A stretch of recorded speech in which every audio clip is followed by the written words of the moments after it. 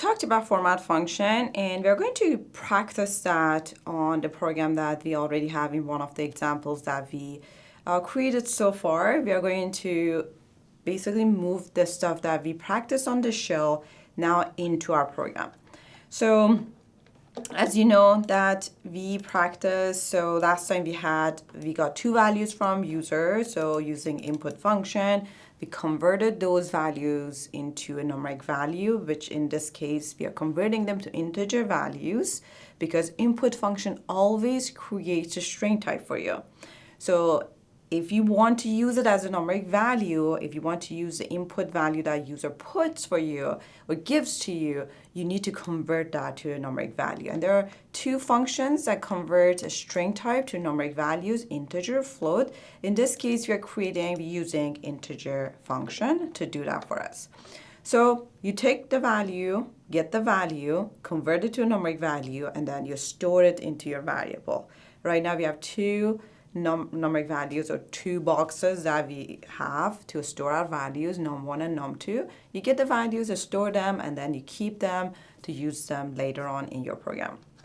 And then later we have different arithmetic operations, addition, subtraction, multiply, and division, and we are going to see the result of that. So before I change anything, this is one of the practices we had. I'm going to run this one, and you see ask for numbers. I'm going to put 5, and then I'm going to put 10, and you're going to see the result of those operations. So 5 plus 10 is 15.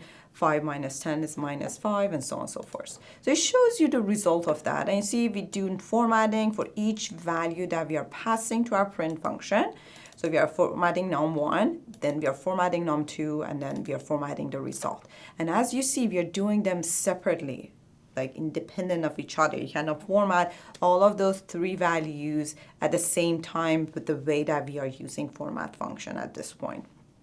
So you're going to take those values, individually format them, and show them the way that you want. You can also add and combine it, as we learned in a previous video, combine it with other ways of formatting and like allocate a specific number of characters to that number to make them to line up exactly the way you want. So if you go back to the shell, you see you have, let's try something.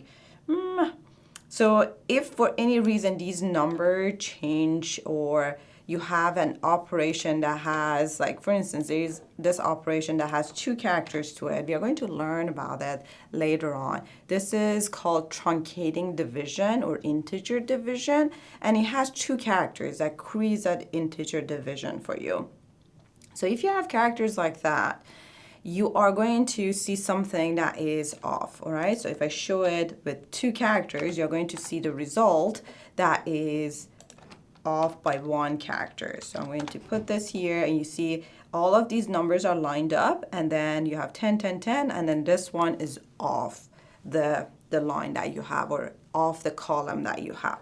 We are going to fix that by adding to our format function.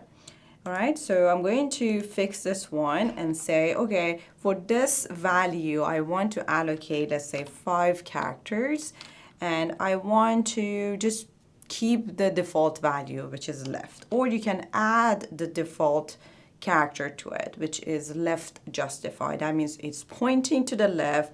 That means your value is going to start from the left. So same thing here. So I'm going to copy this format specifier and add it to all of the values that I have. So all of them are going to have that for their format specifier. And if I run it now, let's just make sure you have it on the screen. You can put whatever value that you want, and you're going to see everything is formatted nicely. I don't like the way it looks. You can always center it to make it to look better.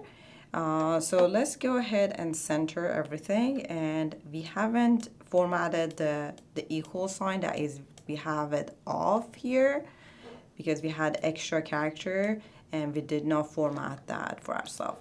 The other way to format it is, okay, if we just get rid of all of these and just think about, okay, how can I make sure all of these have the equal number of characters, is like you have 2 here. So that means if you add one blank to the other operators that you have, then they are going to line up again. All right, so let's try some other numbers. And here you are, okay? So it depends on how you want to format it, and there are different ways of doing so, right? Some are simpler, sometimes they are easier to do, but they're all equally correct, right? It all depends on how you want to format it and the way that you put it in your code, all right? So, and there are, again, different ways of doing the exact same thing. Okay, so that is all about like formatting values and different ways of combining different format specifiers into one that we have.